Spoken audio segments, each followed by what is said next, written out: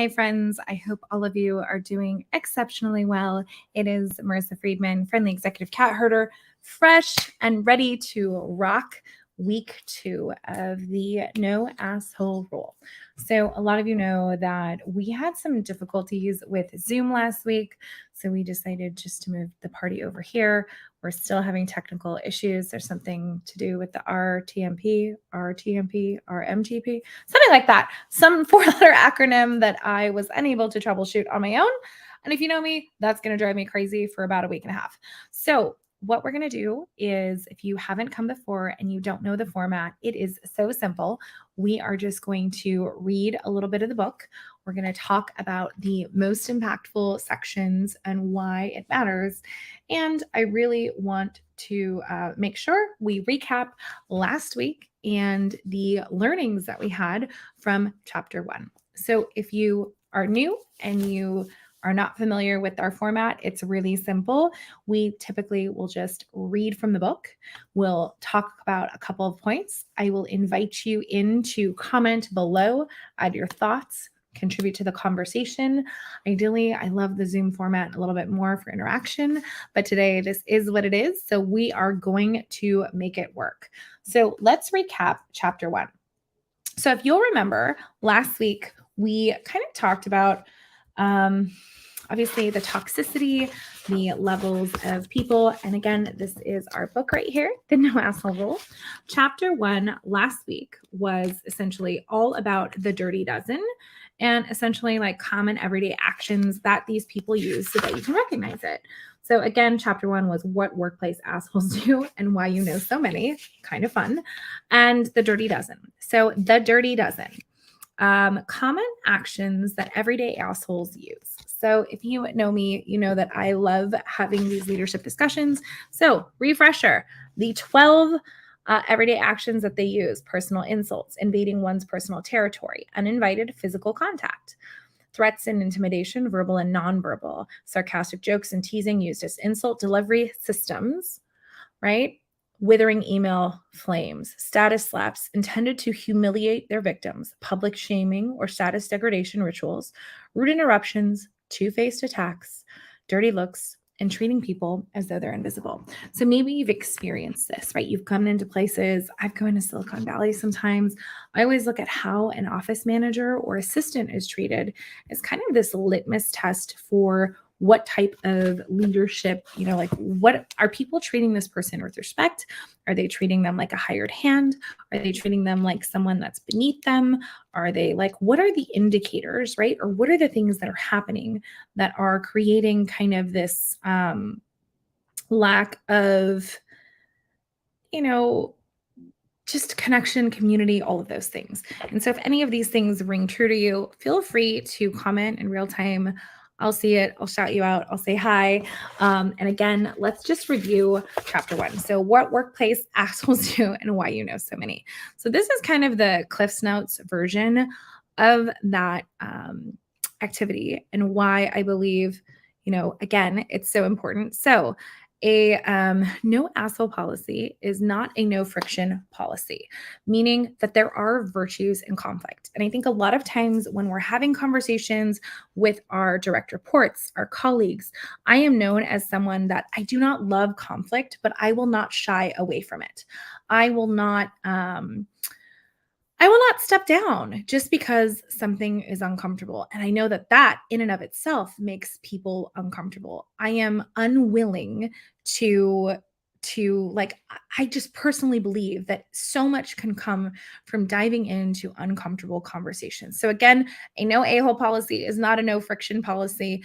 And the difference between how a person treated the powerless versus the powerful is a really great measure of human character. So a lot of times you might hear the term like punching up or punching down. Maybe you've heard that terminology before, like, hey, it's not cool to punch down, meaning we don't behave that way to people below us. But potentially we could behave that way to people above us, right? So again, like maybe berating someone beneath you, an entry level role or whatever. But if we're punching upwards, sometimes that's a little bit more acceptable and tolerable because again, there's a perception or a belief system of power. The second thing we're going to look at is, again, here's the test. After talking to the person, does that target feel oppressed, humiliated, de-energized, or belittled by the person, by that person? Or does that target feel worse or better about him or herself? And does the alleged asshole aim his or her venom at people who are less powerful rather than those that are more powerful? So those are kind of indicators as we kind of, again, start thinking about this process. And again, if you're just joining in, I know that there's a lot of you on a couple of different channels. Some of you are on StreamYard, some of you are on TikTok. So like you're all over the place. Come in, hang out. We adore you. We love you. And we welcome you. So again, these are kind of the indicators. And so now we're going to read a little bit more about chapter 2. So here we go. Chapter 2. The damage done, why every workplace needs this rule. Every organization needs this rule because mean-spirited people do massive damage to victims, bystanders, and who suffer the ripple effects organizational performance and themselves. The harm that victims suffer is most conspicuous. It was certainly the main theme in harrowing stories that people told me in response to my essays on the evils of assholes. Among the most troubling and articulate accounts was an email from the former researcher at the United States Supreme Court.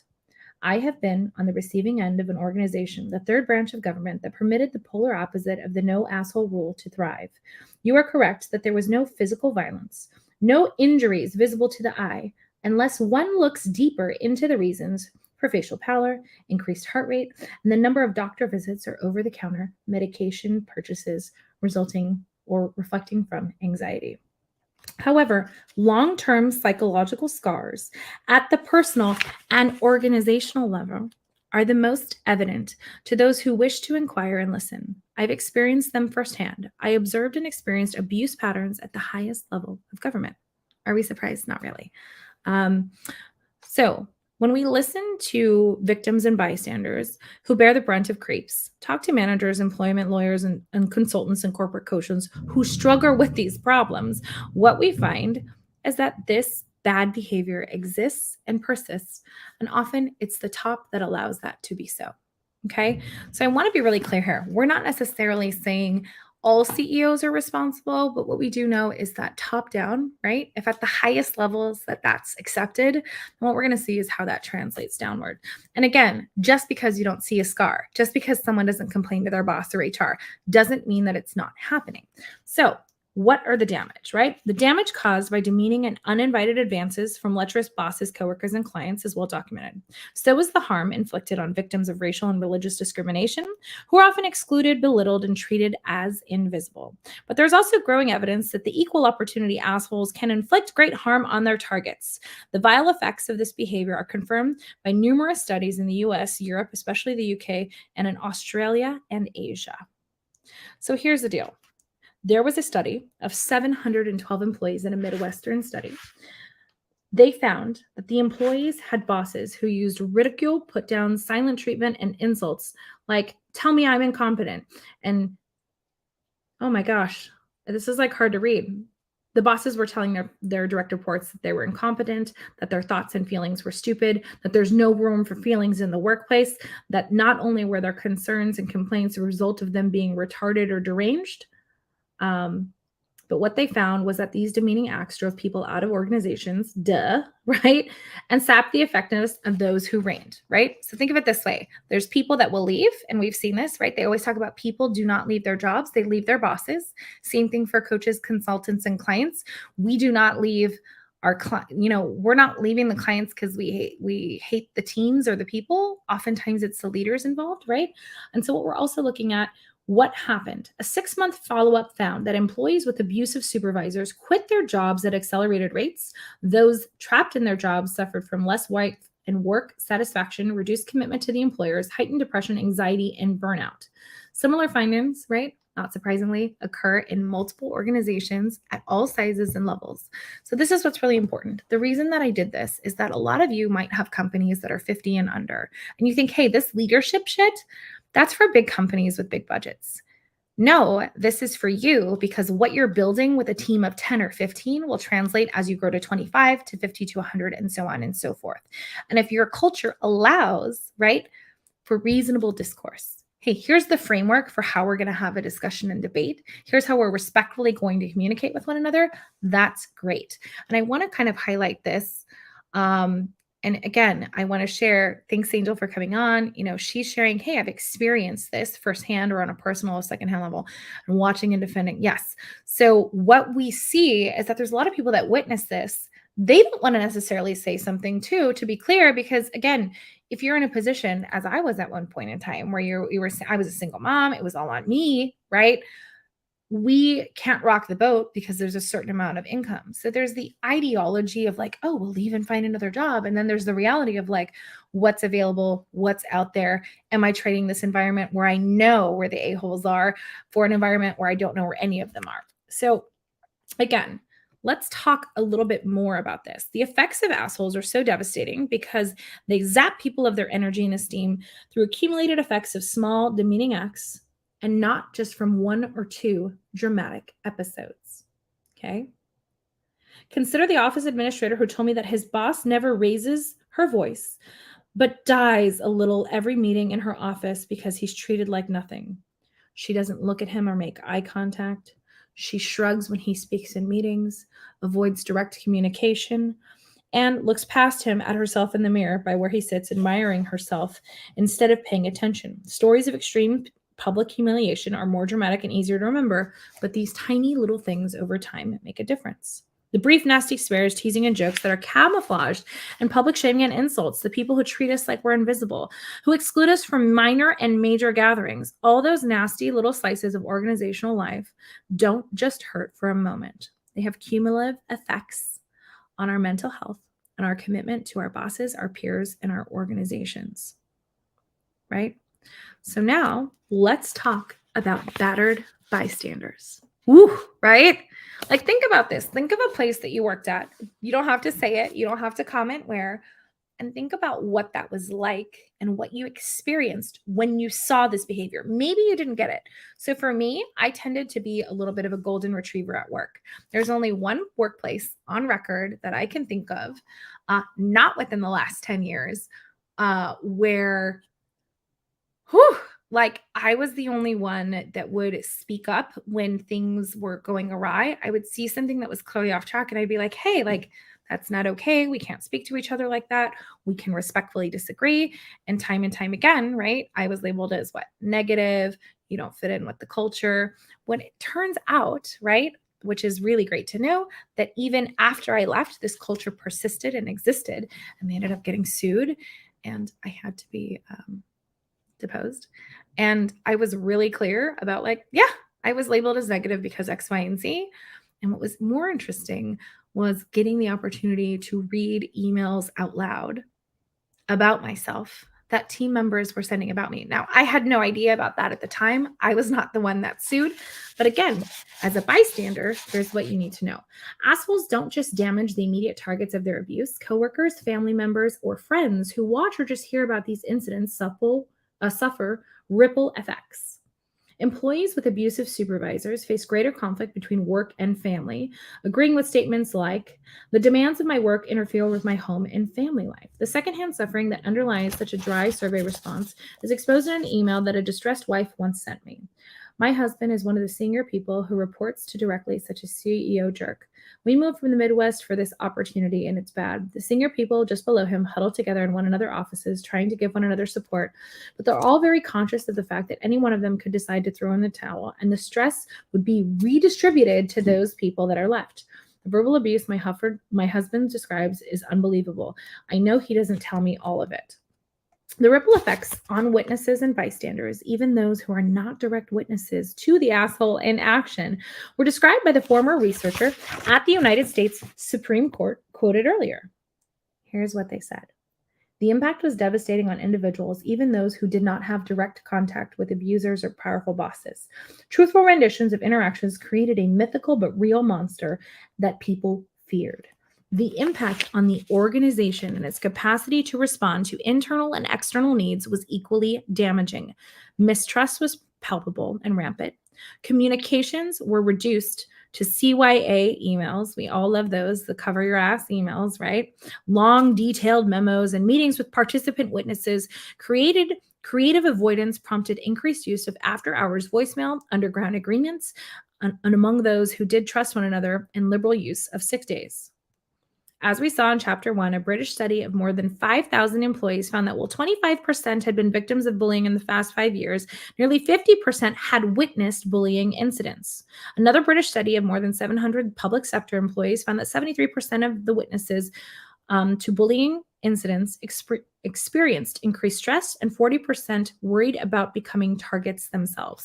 So I want you to think of, as you're building a corporate company and a culture, if this is happening, and this is in big organizations, you can see the impact. 44% here, 50% here, 32% here, all of these different numbers. If 40% of your current workforce, and you have a company of 25, is anxious about being targeted or bullied, or is just going through the motions and isn't being productive, and you have a company of 25 people, what does that do? What does that create, right? That creates a culture of what? Inefficiency, right? So in the quest to scale and to launch and to grow, what a lot of people don't realize, right? This isn't Succession. It's not the Roy family. It doesn't have to be so concrete. Yes, difficult conversations need to be had, but there's frameworks, right? And again, here's something interesting. The next section of this, assholes suffer too. 2. Demeaning jerks are victims of their own actions. They suffer career setbacks and humiliation. A hallmark of assholes is they simply sap the energy from victims and bystanders. People who persistently leave others feeling de-energized undermine their own performance by turning coworkers and bosses against them and stifling motivation throughout their social networks. The University of Virginia's Rob Cross and his colleagues asked people in 3 different organizational networks, strategy consultants, hey, that's me, engineers and statisticians, to rate each of their coworkers on the one question. And that one question is, when you typically interact with this person, how does it affect your energy level? When you typically interact with this person, how does it affect your energy level? Holy shit, right? Holy crap. Cross and his colleagues found that being an energizer was one of the strongest drivers for positive performance evaluations. The strategy consultants were especially prone to giving lower evaluations to de-energizers in their ranks. So let's remove the fancy language and let's get to the point. Do people give you energy and raise your vibration, or do they lower your frequency, energy, and vibration?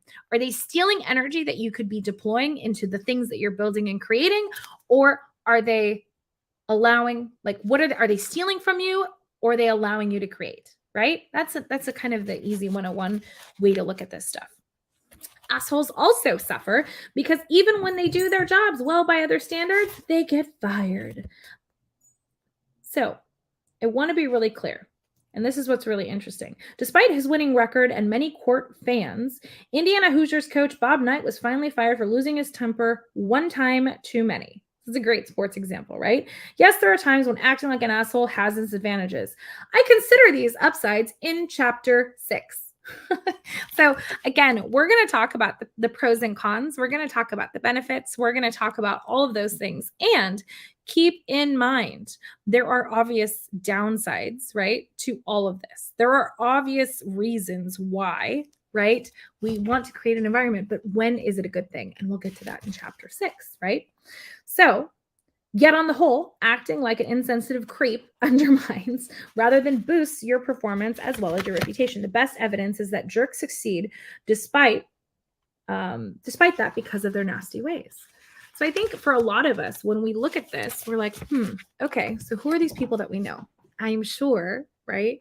And again, I just want to share with you guys, Angel shared this, right? Firsthand experiences of people who have had this trauma. It is everywhere, right? We see it, we feel it, we experience it. Now, I want to be clear, right? There can be deep humiliation for assholes who are outed. And again, if you don't know what book I'm referencing or what I'm talking about, this is Lazy Book Club. We are reading The No Asshole Rule. You are not required to buy the book, read the book, listen to the podcast. Just show up. We'll cover some topics. We'll have some discussion. You can fire away your thoughts here. Or as in last week's, people were just sending me emails and DMs sharing their experiences with me. Okay. So after Linda Wachner was fired as CEO of the financially troubled Wonarco in 2001, she was hurt and embarrassed by a long story in the New York Times that listed one indignity after another that she allegedly heaped upon people in her path. If the reports in the Times are true, she routinely made ethnic and racial slurs. Business partner Calvin Klein claimed, "She's abusive to our people. Verbally, the language is absolutely disgusting." Former underlings reported that one common practice she used was to make late-night phone calls to employees who had fallen out of favor and insist that they come to her office for a meeting early the next morning. And then she would leave them sitting in a room for hours, sometimes the entire day, waiting for her. Reading stories like these in the newspapers in the world has to be painful, even if you are a certified asshole. This stigma can tar ordinary people, not just the rich and the famous. Consider a lawyer named Richard Phillips at Baker & McKenzie's London office. He kept hounding a secretary named Jenny Amner to cough up about 4 pounds to pay for a ketchup stain on his trousers that she had accidentally caused. In an email exchange between them that spread on the internet, she explained, "I must apologize for not getting back to you straight away, but due to my mother's sudden illness, death, and funeral, I've had more pressing issues than your $4. I apologize for accidentally getting a few splashes of ketchup on your trousers. Obviously, your financial need as a senior associate is greater than mine as a mere secretary." The law firm in turn responded, "We confirm we are aware of the incident and subsequent email exchange. This is a private matter between 2 members of our staff that clearly has gotten out of hand. We are investigating as to resolve it." Shortly after, Phillips resigned. The Daily Telegraph reported that he was devastated at that public humiliation. Next section of this chapter, impaired organizational performance. The damage that assholes do to their organizations, as seen in the costs of increased turnover, absenteeism, decreased commitment to work, and the distraction and the impaired individual performance is documented in studies of psychological abuse, bullying, and mobbing. The effects of assholes on turnover are well known and documented. What does this mean for you? This means if you have a company where this is happening all the time, people aren't working, people aren't being efficient, people are just hanging out. You're going to lose good people because they don't have time for this hot mess.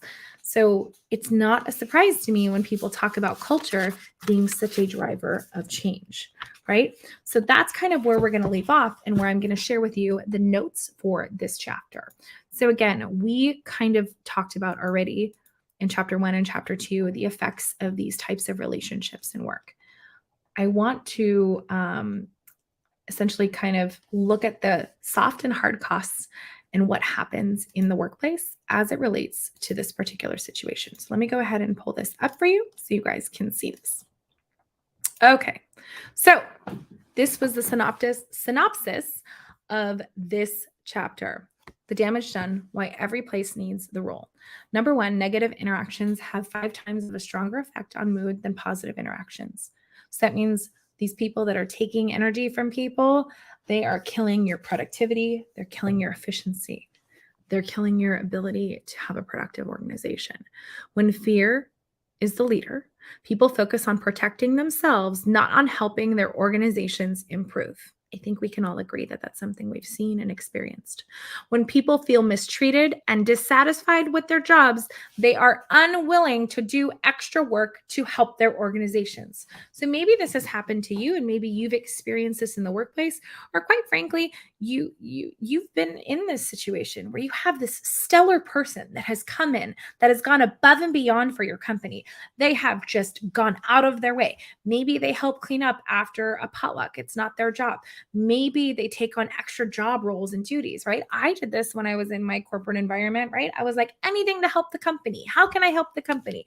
Everything that I do, I would do above and beyond. And then one day I started realizing that not only was I being marginalized, but I was being disrespected. I was being mistreated.